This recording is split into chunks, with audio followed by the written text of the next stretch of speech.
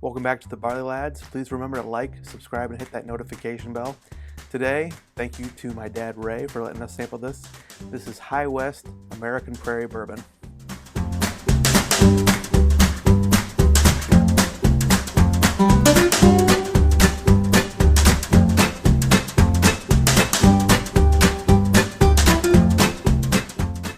This is High West American Prairie Bourbon. It's a blend of straight bourbons from the High West Distillery in Park City, Utah. ABV of 46% or 92 proof. Age, this is a blend of 12 to 13-year-old bourbons. Price-wise, you should be able to get this between $30 and $40. Mash bill, 75% corn, 21% rye, and 4% malted barley from MGP, as well as 84% corn, 8% rye, and 8% malted barley. So High West was founded in 2006 by a couple. The husband, David Perkins, is a biochemist, and so he has a background in chemistry. And the idea from the distillery came about when they toured the Maker's Mark distillery in Kentucky, and I guess he just fell in love with the idea of a distillery. And then he also fell in love with the area around Park City and the Old West era, that older cowboy saloons and things like that. And they have multiple locations that look like saloons out in that area. So if you ever visit, you can check out those locations. They began distilling in 2007.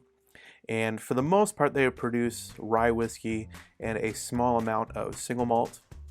And if you've ever had High West, you've probably had their rye whiskeys, their double rye or rendezvous rye, or their Midsummer Night's Dram, Midwinter Night's Dram. So it's a kind of a play on that Shakespeare play.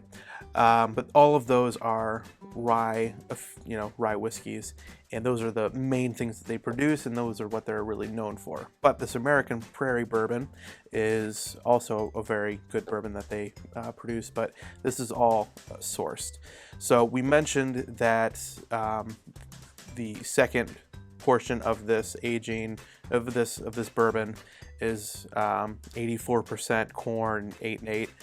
It's the same mash bill as Dickel, so I'm going to make an assumption. I'm not sure this is true, but I think that they're sourcing this from Dickel along with the MGP sourcing. But the name comes from the American Prairie Reserve, which is a group that is trying to buy up land to create a nature reserve, which they have started, but it's not complete, and they're trying to make sure that they have this wide swath of land for the antelope, which goes into great detail on the back of this, and it's actually where the picture comes from. So that is the pronghorn antelope, which is native to western US and Canada. And so they're trying to make sure that they have plenty of space for them to traverse without getting shot at or getting ran over by cars and terrible things that we do as humans in the West, I guess. So but we'll move on.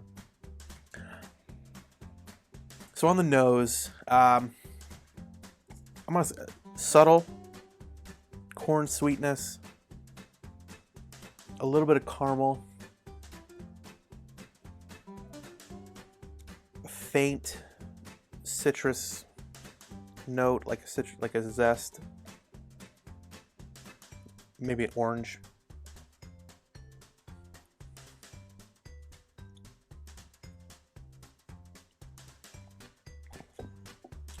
On the taste, it's light.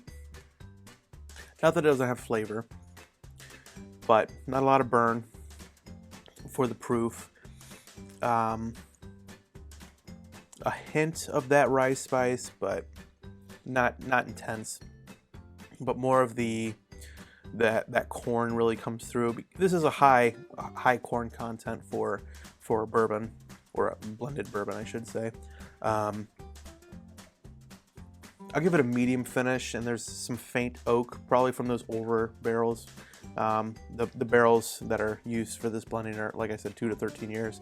So those older barrels will definitely have some stronger oak flavors.